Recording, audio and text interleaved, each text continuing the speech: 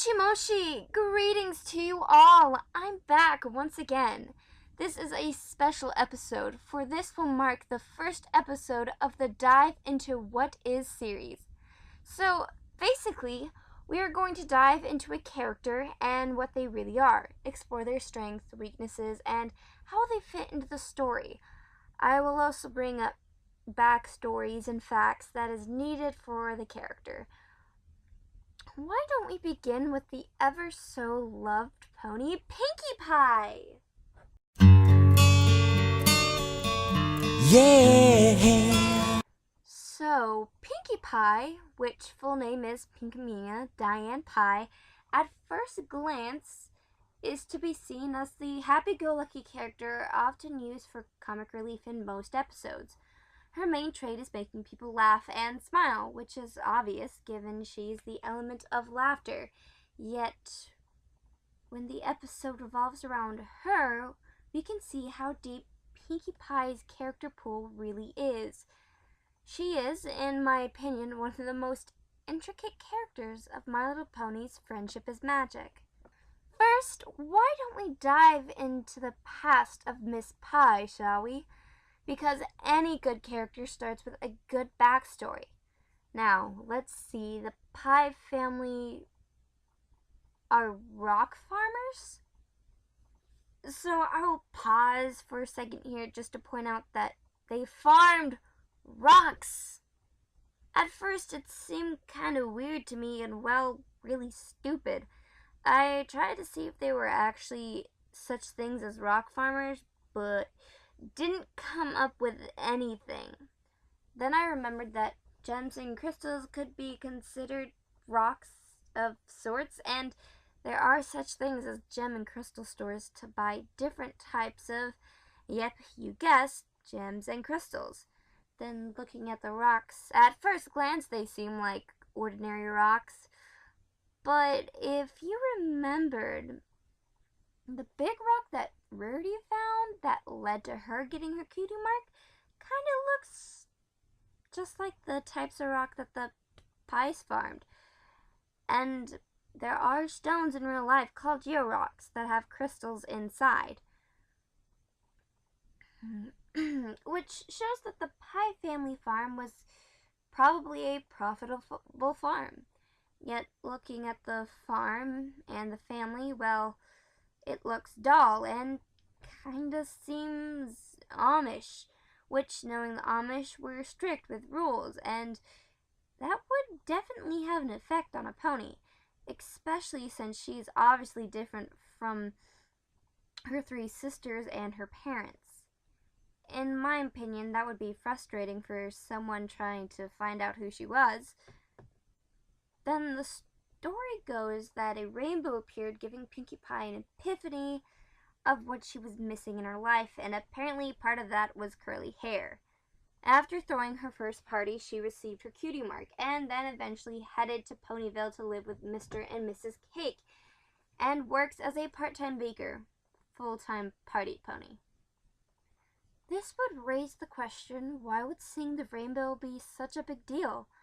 Why would they make the Pie family so different from Pinkie Pie?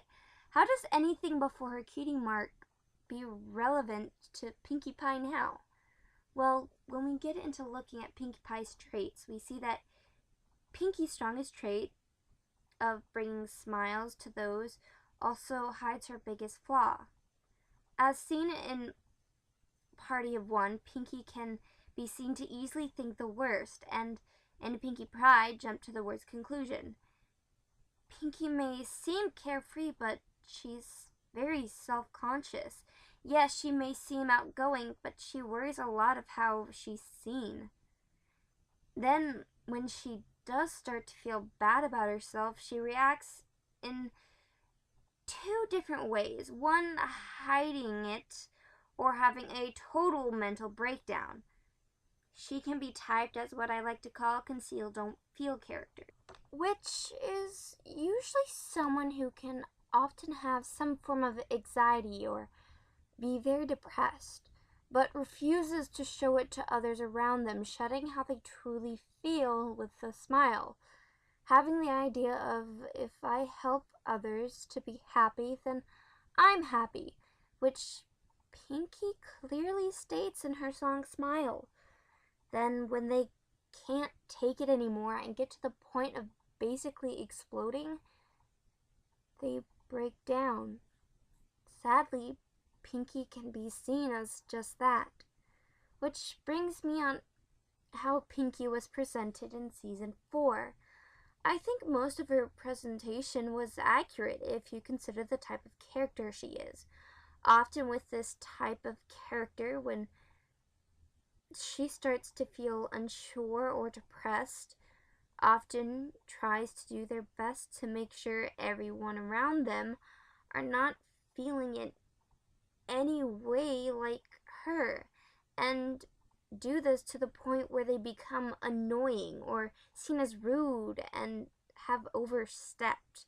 Perhaps in season 4, Pinkie was having problems we couldn't see because Pinkie herself wouldn't reveal what was going on. Perhaps she was stressed over her sister Maud's visit or something just wasn't going right.